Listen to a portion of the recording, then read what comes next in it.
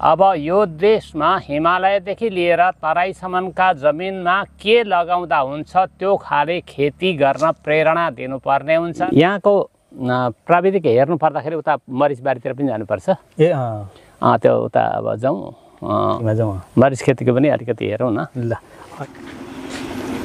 हामी मरिच खेती, बुवाको मरिच खेती लगभग कति सालदेखि यो मरिच खेती गर्दै हुनुहुन्छ? हामी मरिच खेती योभन्दा अलिक पहिलेदेखि हो। ए अझै पहिला भनेपछि 15 वर्ष जस्तो भयो। यो त रबरको लागि ल्याउनु भएको रहेछ।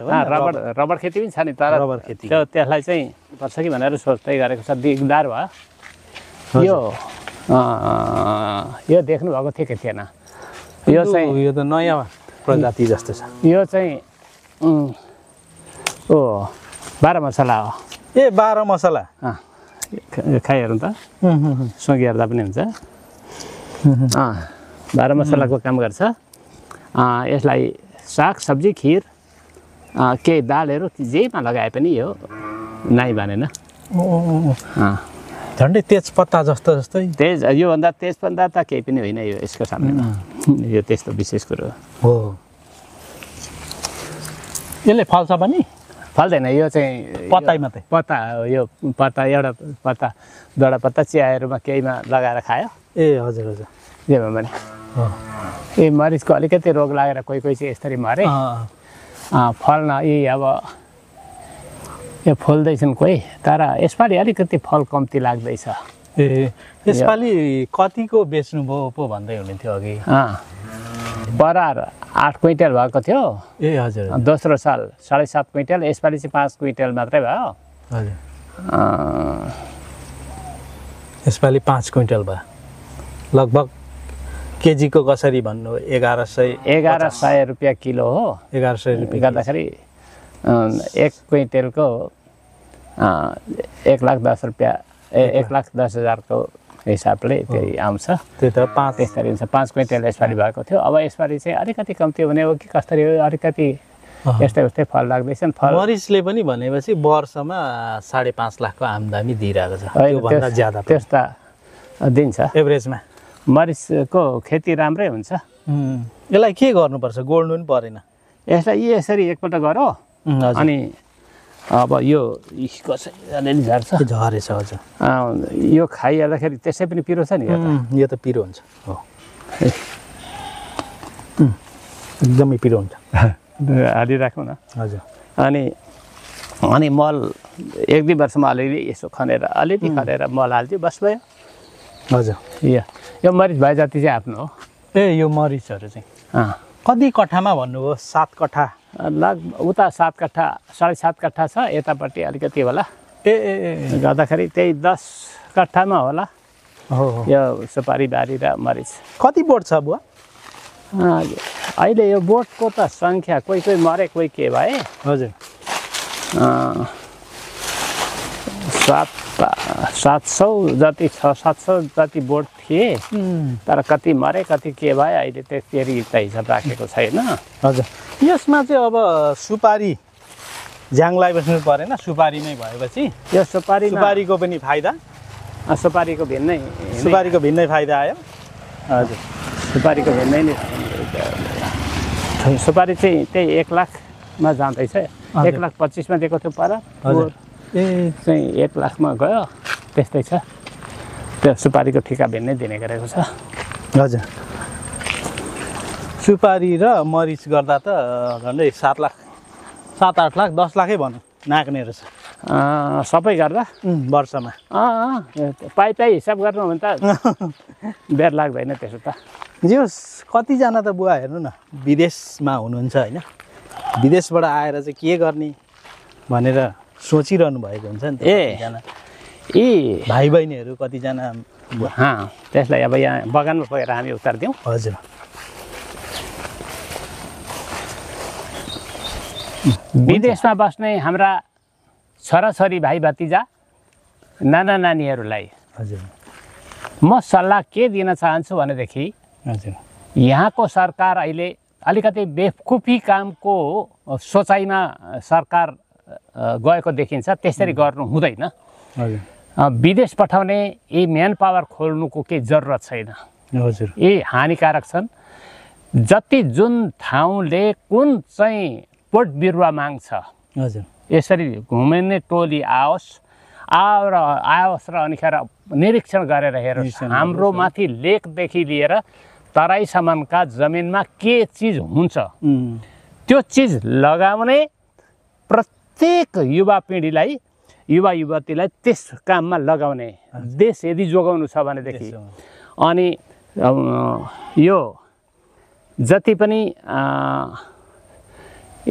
विकासे मल छन् यसबाट देशलाई एकदम रुखिएर सको बचाउने त्यसलाई बचाउन सकेछन् र त्यति गरेछन् भनेदेखि यी नानीहरू हाम्रा विदेश जाने केही जरुरत छैन।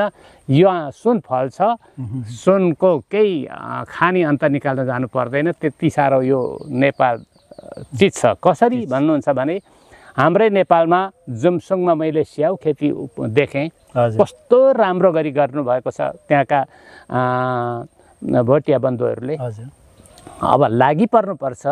अब यो ठाउँमा यो चिज हुन्छ भन्ने कुरो चाहिँ सरकारका माध्यमबाट हामीले त्यो सोच निकाल्नुपर्छ। यी मन्त्रीमा बसेर कुर्सी खोसाखोस गर्ने लडाइँ गर्ने त यी त सानो हैसियतको धूर्तको काम हो। त्यो धूर्तको काम भन्दाखेरि उहाँहरू रिसाउनुहुन्छ भने बेसरी रिसाउनु कोही फरक पर्दैन। त्यसरी गर्नु हुँदैन। त देशको जनताको हित के गर्दा हुन्छ त्यो काम गर्ने। जनताले कहीँ पनि जानु पर्दैन। के हुन्छ आफ्नै ठाउँमा चाहिँ किनभने शक्ति छ। हाम्रो छोरा अहिले छोरो यहाँ छैन, त्यसो हुनाले छोराको प्रशंसा आफैले गर्नु हुँदैन।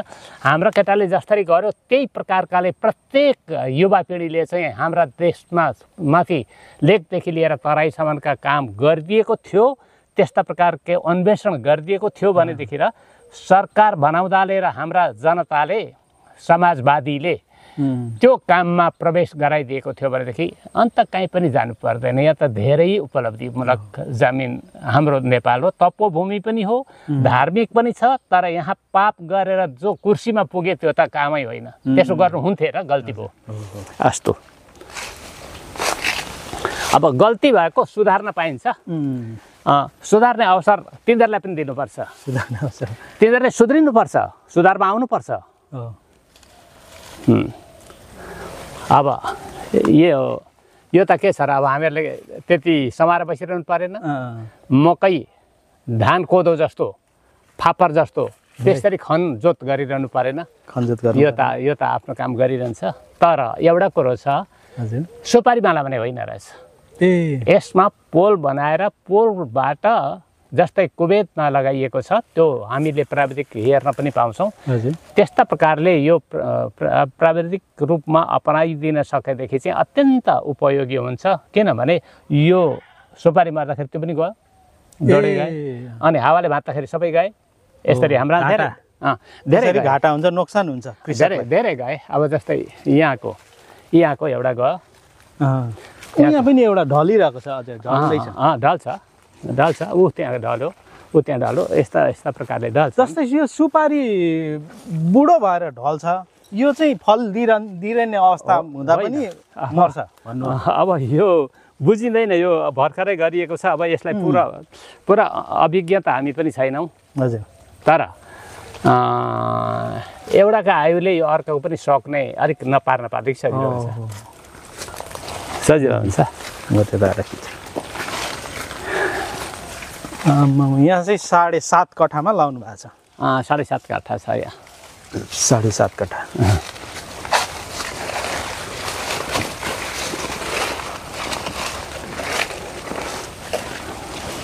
अब मानिस त लगाउनै पर्छ यसो गोडमेलका लागिलाई।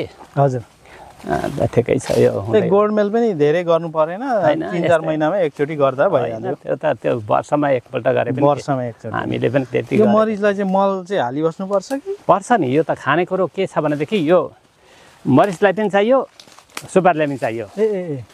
त्यसो हुनाले अब जस्तै यहाँदेखि यसरी खन्यो, हजुर, खनेर अनि खाएर अलिकति गाईको मल लगाइदियो, त्यति हो। सुपारीलाई भयो, मरिच एक डोको मल, प्रत्येक बिरुवालाई एक डोको मल चाहिन्छ। एक डोको गाईको मल भयो भन्छ। अनि वरिपरि अमृतसर रोपिदिएको छ, कुचोको पनि जरुरत भएन। मधेसमा नि कुचो छ है? होइन, प्रशस्त हुन्छ। ए हुन्छ हुन्छ हुन्छ, त्यहाँ भर्खर लगाइदिएको, माथि पाहाडमा भएको देखेर। तर पाहाडको जस्तो झ्याङ्गिएर चाहिँ आउँदैन क्या? होइन, आउँछ, त्यसलाई भर्खर गोडेको, वरिपरिको झिकेको छ। हजुर, पाहाडको जस्तै चाहिँ नभए पनि हामीलाई काम पुग्छ, घरमा बढार्नुलाई यसो पुग्छ, व्यापार गर्नु परेको छैन। हजुर, यो चाहिँ अनुदानमा पाएको सिँचाइ हो। ए अब सुकिगएछ भनेदेखि पानी ल्याउनुपर्छ। हजुर हजुर, यो एउटा यति नै मात्रै हो अनुदान अहिलेसम्म सरकारले अनुदान यो विभागबाट प्राप्त।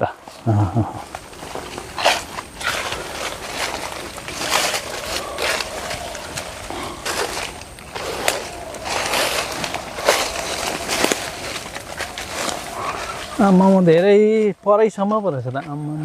यो 7.5 कट्ठा हो, 7 कट्ठा 12 दुर हो। 7 कट्ठा 12 दुर।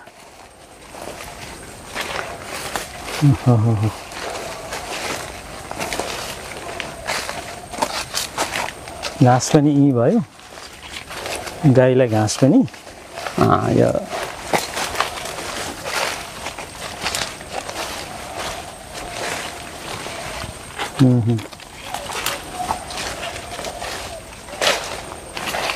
यो मरिचलाई चाहिँ केही त्यो जन्तुहरूले अब पशुपक्षीले खान्छ कि खाँदैन? यो मुसाले अलिकति झार्छ। यो लड हो, लड कति त लडे नि, यहाँ लडे चाहिँ धेरै लडे, हावाले लडाउँछ। मरिच पनि खेर गयो, मरिच पनि गयो, सुपारी पनि गयो। यस्ता त धेरैवटा गए, जान्छन्। अब के गर्ने, हुँदाखेरि जान्थ्यो। हजुर, के चराचुरुङ्गीले खान्छ भन्दै हुन्थ्यो? यो पाक्न थालेपछि चाहिँ रुपी लिएर जुरेलीले खान्छ। यसलाई टिप्दा चाहिँ कसरी टिप्नु भयो? सिँढी लगाउनु पर्यो, बाँसको सिँढी बनाएर। हो, सिँढी बनाएर लगाउनुपर्छ। कोही कोही यसरी मर्छ पनि, उहाँ हेर्नुहोस् न, मरिरहेछ। अब कोही त्यस्तो हुन्छ। अलिकति यसलाई यो झोपा मुसाले अलिअलि काटेर झार्छ। एउटा नोक्सानी भनेको त्यही हो, त्यति नै मात्रै हो। त्यो पनि सबैतिर त राम्रो गोड्नु हो भनेदेखि त्यो पनि अलिक सुरक्षितै हुन्छ। तर नगोड्दाखेरि चाहिँ यहाँ 2 बाँस आफूलाई पुग्ने छन्। बाँस पनि रोप्नु भएको छ आफूलाई? यहाँ 2 जाङ बाँस छन्, त्यति भएदेखि आफूलाई कहीँ उ गर्न जानु पर्दैन। हजुर,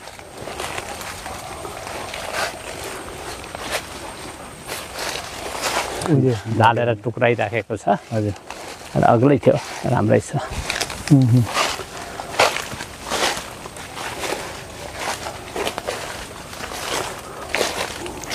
यो पनि मरिचै हो क्या? यो भुइँमा यी सबै मरिचन्। बिरुवा रोप्नु पर्दाखेरि यसरी थौका झिक्यो, सरखण्ड जस्तो रोपिदियो, अनि अलिकति बाँध्नुपर्छ उँभो चढुन्जेलले। ए हजुर, ए भनेपछि कोही मान्छे किन्न आउन पनि सक्नुहुन्छ? यो त पाइन्छ, हामीले बेच्न त त्यति गरिहालेको पनि छैन, पाइन्छ। हजुर, यहाँसम्म हो। होइन, यहाँ पनि यो अमृतसर हुन्छ यसरी। ए मजाले हुँदो रहेछ, निकै हुन्छ। यो गोडेर राम्रो डाँठ पो आइरहेछ। हुन्छ, किन नहुनु, गडबड गर्नुपर्छ। हुन्छ, यताबाट फर्क्यौँ अब हामी। ए हुन्छ, हस्। हाम्रो उहाँसम्म हो जमिन, ए त्यहाँसम्म लगाइएको थियो। त्यहाँ बाटो यहाँ राखिदिएको हुनाले त्यो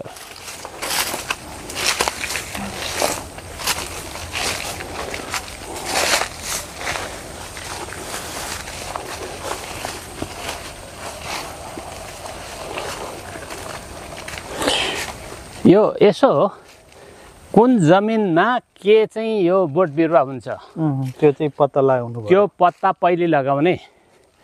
अब कृषि फार्मवाला भनेर सुँगुर, बङ्गुर, माछा, गाई, बाख्रा, भेडा यो यस्ता पालेर चाहिँ केही पनि हुनेवाला छैन।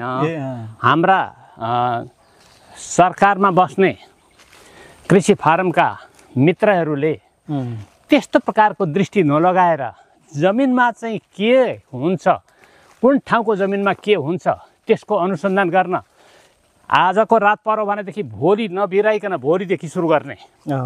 अनिखेर ती युवा पिँढीलाई विदेशमा भन्दा यहाँबाट त आम्दानी हुँदो रहेछ भन्ने दिमागमा पार्ने, अनुदान दिने, त्यसलाई लगानी त्यस्तामा लगानी यो चोर्ने डकैती गरेर के गर्छन् तिनीहरू मरेर जाँदाखेरि स्वर्गमा सिडी लाग्छ फटा त्यस्तो फटाइ काम ती मन्त्रीमा बस्नेले गर्नु हुँदैन त्यसो नगर्ने ठुलो छु भनेर हामी ठुला पदमा पुग्यौँ भनेर जे पाए त्यो गर्नु जे पाए त्यो बोल्नु मिल्दैन हेर्नुहोस् त्यो नमिल्ने काम गर्न गरेको देखिँदैछ सुनिँदैछ त्यसो नगर्ने र अब तपाईँहरू जस्ता युवा पिँढीले अब अहिले यति गरेर यो गर्दै हुनुहुन्छ प्रचार यो प्रचार त्यसै गर्नुभएको छैन यसले के गर्ने भनेदेखि अब कहाँनिर के हुन्छ त्यो काम गरिहाल्ने हाम्रा केही छैन टाढा कहीँ पनि हुँदैन अहिले बाटा सबैतिर पुगिसकेका छन् जहाँ गरे पनि हुन्छ त्यसरी गर्ने त्यसरी गर्नुमादेखि के छ र यो बडा राम्रो हुन्छ हजुर खेतीपाती चाहिँ एकदमै नेपालीहरूको लागि चाहिँ एकदमै होइन हाम्रो जमिन नै खेतीवाला हो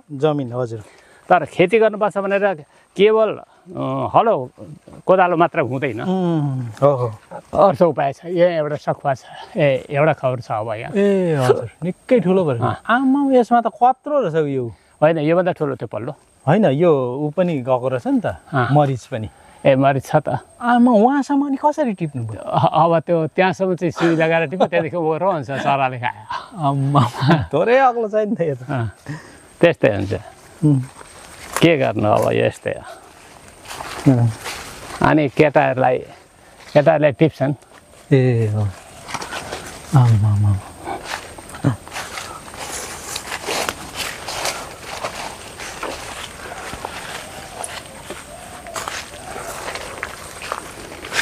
दर्शकबिन हामी यतिखेर चाहिँ अर्जुनधारा झापा जिल्लाको अर्जुनधारा नगरपालिका वार्ड नम्बर 9 मा छौँ। यहाँ चाहिँ एकजना वृद्ध बुवा दामोदर पोखरेल र उहाँको छोरा दीनबन्धु पोखरेलज्यूले चाहिँ यो खेती गर्नुभएको हामीले देख्यौँ। जुन अगाडि देख्नुभएको थियो भिडियोको अगाडि देख्नुभयो चिकु खेती जुन चाहिँ नेपालमा प्रख्यात छैन, उहाँहरूको ठुलो फार्म चाहिँ हामीले देख्यौँ। अनि साथै आज यो सुपारी खेती र सुपारीमा चाहिँ लगाइएको मरिचहरू, यो मरिचहरूबाट कति आम्दानी हुन्छ, यो सुपारीबाट कति आम्दानी हुन्छ, यो आफ्नो जमिनमा चाहिँ जमिनले चाहिँ चाहेको बिरुवा के हो, उहाँ यो सबै यो भिडियोमा तपाईँहरूले उहाँ विशेष त तपाईँहरूलाई विशेष धन्यवाद दिँदछु आजको भिडियो हामीलाई हेर्नुभयो। अन्तिममा केही छ बुवा? देशमा भएका हाम्रा आबाल वृद्ध वनिताले राम्ररी ध्यान दिएर सुन्ने र बुझ्ने, अनिखेर जति पनि हाम्रा कर्मचारी रूपमा मेचीदेखि महाकालीसम्मका हाम्रा मित्रहरू हुनुहुन्छ तिनीहरूले पनि बुझ्ने। अब यो देशमा हिमालयदेखि लिएर तराईसम्मका जमिनमा के लगाउँदा हुन्छ त्यो खाले खेती गर्न प्रेरणा दिनुपर्ने हुन्छ र त्यसलाई प्रोत्साहनपूर्वक कति के अनुदान उपदान अथवा सहयोग कर्जा के दिँदाखेरि ती प्रोत्साहित हुन्छन् त्यस्ता प्रकारले प्रोत्साहित गर्ने र जनतालाई यस काममा लगाउने र यो जमिनलाई सरकारी मल विकासे मलबाट बचाउने, त्यो हाल्नलाई वञ्चित गराउने र अर्गानिक युरिया त्योबाट चाहिँ सर्वथा नोक्सानकारक छ। अहिले यति धान फल्यो यति मकै फल्यो त्यो सबै गलत हुँदै जान्छन्। त्यस्ता ती प्रचारले त्यत्रो भर पर्दो हुँदैन र राम्रा प्रकारले यस्तै प्रकारका खेती बोट बिरुवा रुख कुन चाहिँ ठाउँमा के हुन्छ त्यस्ता प्रकारले लगाएर गर्नु हो भनेदेखि जमिन बच्छ, देश बच्छ। देशको आम्दानी भनेको हाम्रो पानी, ऊर्जा, विद्युत, बिजुली, अनिखेर यो यस्ता प्रकारका खेती यस्ताबाट अभिप्रेरित हुनु र गर्नु हो भनेदेखि कोही पनि दुखी पनि हुँदैनन्। हामीले कसैको ऋण थाप्लामाथि बोक्नु पर्दैन। अझै हामी उच्च शिरले हिँड्न पाउँछौँ। देशबाट उन्नति गरेर गरी खान सिकुन् भन्ने मेरो भावना छ। यति भनेर आफ्नो भनाइलाई यहाँ विश्राम गर्न सबैबाट म अनुमति चाहन्छु। अस्तु, नारायण नारायण नारायण। सबैजनालाई वन्दना छ।